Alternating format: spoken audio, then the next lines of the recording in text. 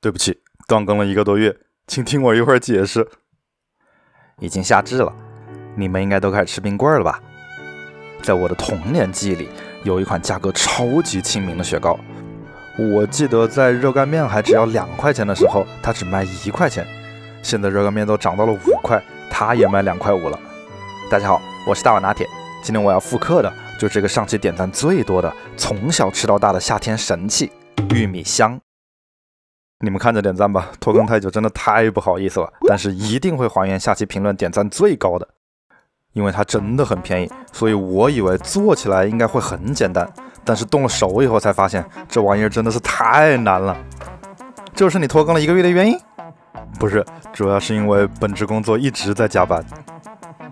这么经典的雪糕，虽然在纽约买不到，但武汉还是很容易买的，所以我又让我妈帮我试吃了1根。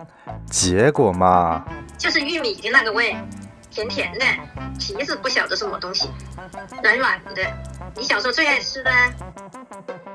哎，你还是直接把配料表给我吧。怎么说呢？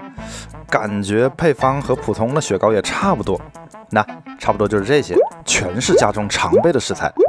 唯一麻烦点的就是这个玉米香精，超市里是真的买不到，只能用天然的玉米来代替。标准的做法是准备一个剥玉米神器，把玉米粒完整的抠下来。不买。你们家都有剪刀吧？把玉米掰断，拿剪刀戳进去，再拧一圈让它裂开，顺着断口把玉米粒薅下来就行了啊。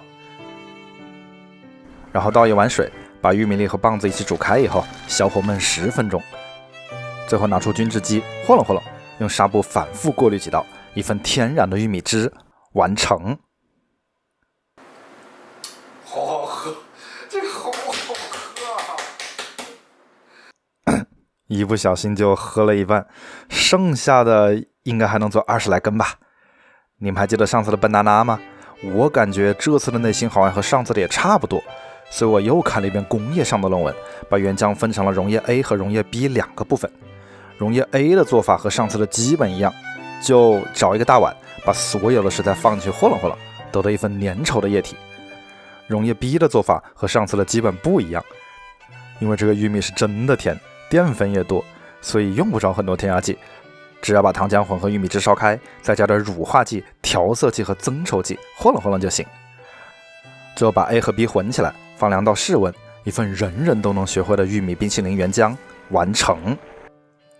你们看是不是很浓稠？至于口感嘛，先动一个再说啊。总算动好了，我来帮你们尝一口啊。这完全不对啊！你们有没有吃过一种叫小布丁的东西？这个感觉就是玉米味的小布丁，而且特别硬，一口下去牙都崩了疼。明明配料是没有问题的啊，这怎么搞啊？算了，只能好好看书，多花点时间研究一下了。这是你拖更了1个月的原因？不是，主要是因为加班以后又感冒了。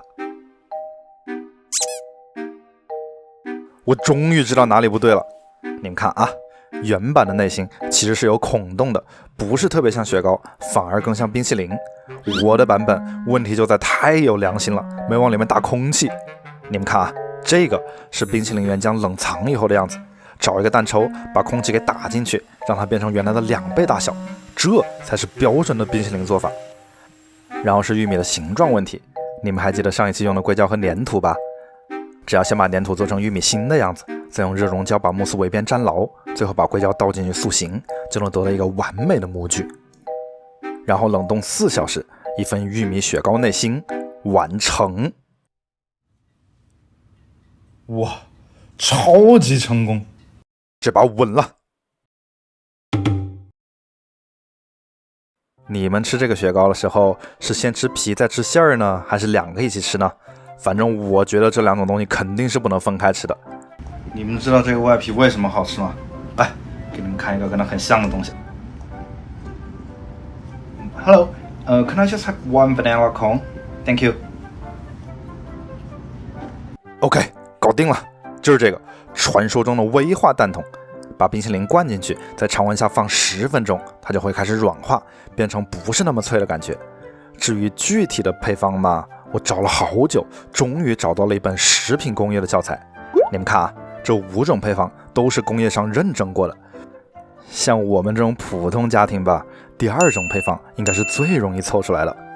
按照教材上的说法，还得找一台专业的和弄机，配上专业的和弄头，用中高速和弄，大概3分钟左右就能形成这种既粘稠又没有面筋的糊糊。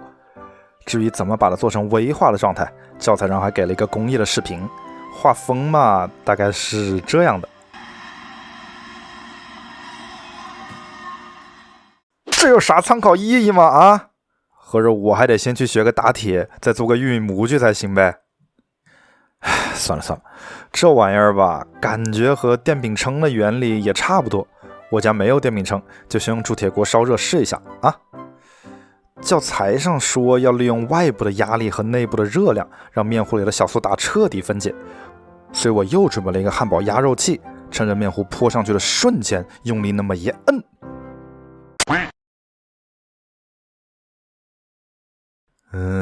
问题不大，场面还在掌控之中。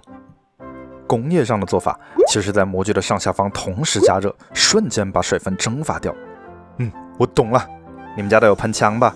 只要把压肉器摁上去，用喷枪让面糊的2端持续加热，才能形成完美的微化状态。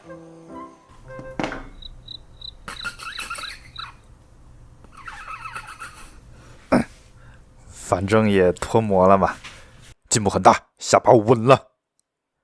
还有外壳的形状问题，我找遍了全网，终于买到了2块玉米形状的铸铁锅。现在只要找一个弧形的铁片，就能做出工业模具的效果。那你们家都有锤子吧？找块铝片砸5分钟，就能做成模具的形状。而且这个打铁的过程吧，真的有一种莫名的快感。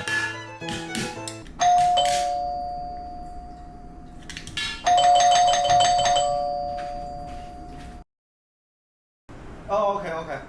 Yeah, sorry about that. I'll be quiet next time. All right. 怎么又被邻居举报了呢？只能在下班以后去外面打铁了。所以如果你们这几天路过纽约附近的一个小公园，看到一位深色衣服的男子在路边打铁，那个人大概率就是我。这是你拖更了1个月的原因？不是，主要是感冒的时候点了一份印度外卖，然后吃成食物中毒了。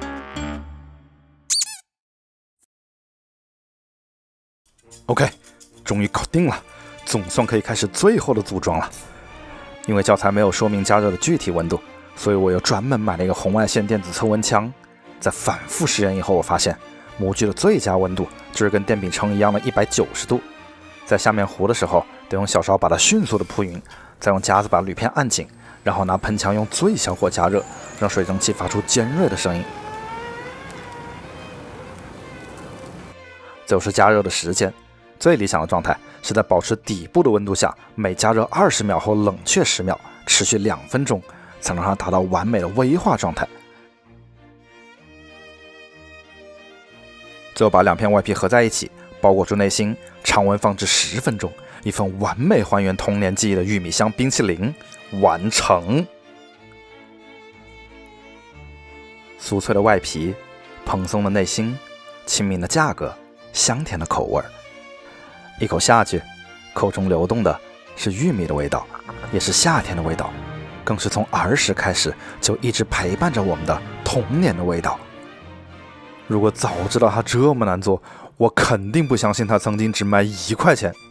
但是如果不追求外形，随便在家做一张外皮，应该也没有那么复杂吧。谢谢大家。如果你们的童年里还有什么令人印象深刻的或者已经吃不到的美食，就在视频下面给我留言吧。我是拖更了1个月已经后悔了很久的大碗拿铁，我们下期再见啦。